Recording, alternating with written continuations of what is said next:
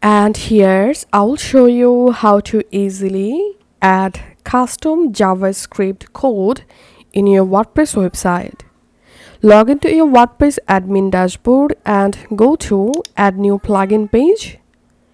In Search Plugins box, type here Insert Header and Footer. Search for it.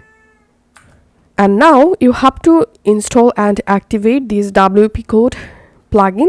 Once the plugin activated, in this left-hand menu, you see this code snippets option. Now, to add custom JS or JavaScript code for your WordPress website header and footer section, click on Header and Footer. And here, you'll find this header box, body box, and footer box. All you have to need, add here your custom JavaScript code for body, and here for header, and here for footer. And now in order to add custom JavaScript snippets, here just click on Add Snippet, and here select Add Your Custom Code, New Snippet, and here select JavaScript Snippet. And in this code preview box, you have to add your custom JavaScript code just like so.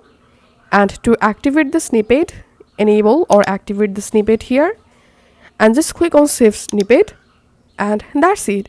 This is how we can add custom JavaScript or JS code in WordPress. Thanks for watching.